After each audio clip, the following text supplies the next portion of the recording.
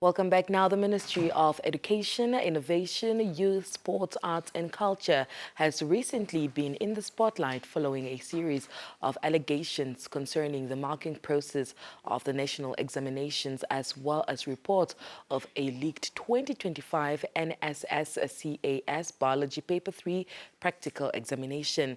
Now, in response, the ministry has issued official media statements addressing these claims, reaffirming its commitment to upholding integrity, fairness and transparency within Namibia's education system. We're now joined in studio by Edda Bohn, the Deputy Executive Director in the Ministry of Education, Innovation, Youth, Sports, Arts and Culture, to shed more light on this matter, clarifying the ministry's position, explaining the steps taken to investigate and addressing the issues and assuring the public of credibility of Namibia's examination process. Ms. Bohn, it's always a pleasure having you in studio. Good morning. Good morning, and thank you for inviting us, and good morning to the nation. All right. First things first, the ministry has been at the center of public discussions following the allegations regarding the recruitment and payment of the examination markers. Could you perhaps just start off by clarifying the nature of these allegations and also just the ministry's official stance on the entire matter? Yeah, we must see this in context that to be a national marker or a marker of national exams, you have to apply, and there are strict criteria for that. So the markers are then appointed based on these criteria, and we must realize, as all of us, that this is outside the official capacity as a public servant. So therefore the conditions of services as for applicable to public servants do not apply. So it is a national duty that is remunerated as per tariffs per paper, and these are approved by Treasury and are budgeted for. So it is in that context that we must see it. And then also that the marking exercise in itself is not just a marking, but it is also a professional development. It builds the capacity of teachers as well.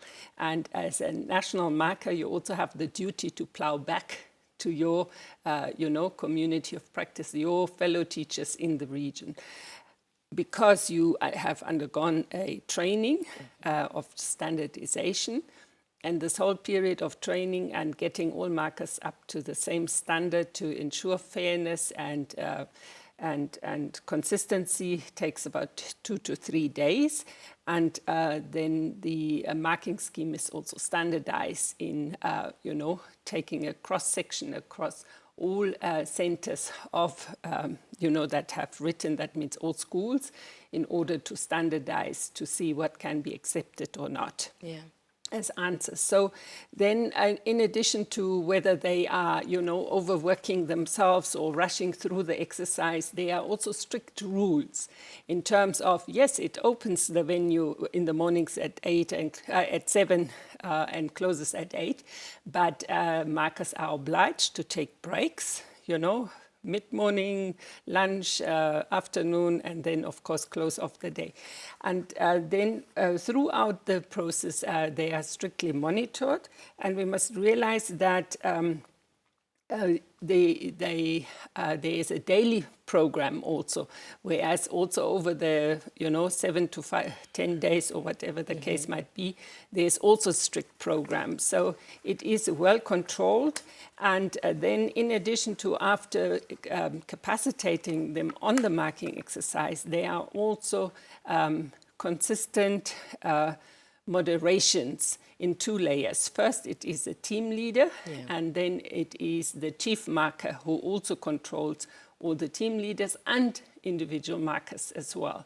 So through this process, we ensure that there is consistent and accurate marking, and we work on the principle of quality and fairness, and not, speed and just seeing it as a money-making exercise. Now, speaking of fairness, how does the ministry ensure fairness itself and transparency when it comes to the selection and remuneration process of the examination markers across the entire country? Yeah, what we always also say is there must be a fair spread of markers across all regions. So we would not only pick markers from a particular region or, area, not at all. There must be a fair representation of markers across the country. And as I said, there's an application process, but of course there are also conditions applicable based on which you can apply. For example, you must have at least 3 years of teaching experience. And if you have been a marker before, then you should have, the markers are scored also. They are evaluated through this moderation and checking processes, and they are graded based on the evaluation. And all of that is documented. So through this documentation process, the ministry ensures transparency. And if a marker, right from the start, there's that, depending on which question, papers and subjects there are, there's also that approach by the ministry that the markers themselves have to answer the script. That is, have to answer the question paper in the presence of, a controlled environment.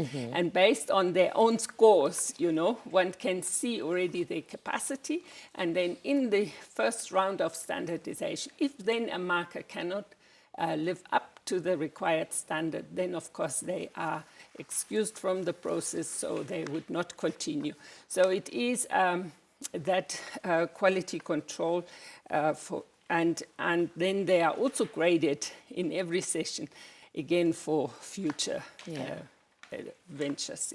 Ms. Bohn, earlier on I did mention that there were reports of the 2025 NSSCAS Biology Paper 3 practical examination that was leaked. Can you confirm the facts surrounding this incident and perhaps just explain how the ministry is responding to this? Yeah. Okay, now when here in this particular case, it is a practical paper. So for the practical, you need to prepare the laboratory and have the necessary, equipment and materials ready for the learners. So there are also particular rules and regulations concerning that whole administrative processes for the practical papers. And one of them is that the instructions to setting up the stations for the learners have to be opened beforehand. And there used to be a span of time. And based on the material and the instructions of setting up the materials and the equipment, a particular teacher made a conclusion or a deduction of what the question would be. So there are strict control processes, and the investigations have shown that the question paper itself was not accessible. It is based on that conclusion that made by this individual teacher of it as a center.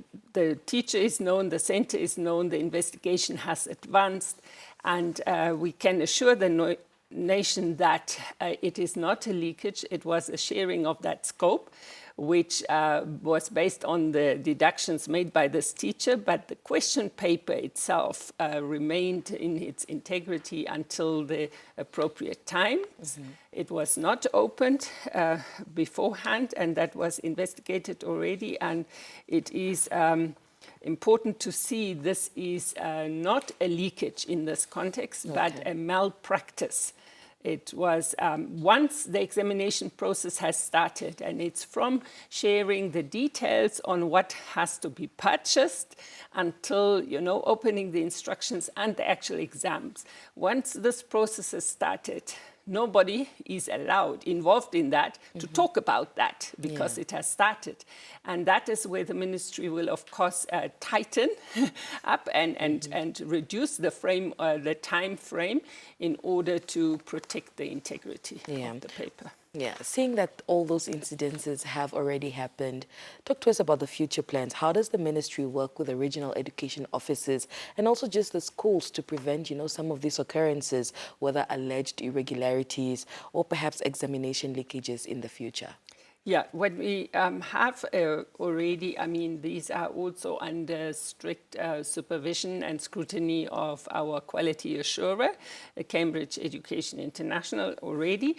And within that framework, we have a handbook for centers. Okay. So we will reinforce the training on these, and there is annual training for all heads of center and regional examination officers and the directors who are the direct supervisors of this process. They are, these trainings will be strengthened and followed through, and it is, as I said, it is the responsibility of all involved, from the process of setting right through to protect the integrity of the papers, and therefore it is the ministries intend to just reaffirm all these processes through the circulars, as we used to do, and have more trainings again on the handbook for centers. All right. Well, Ms. Bohn, thank you so much for that clarity,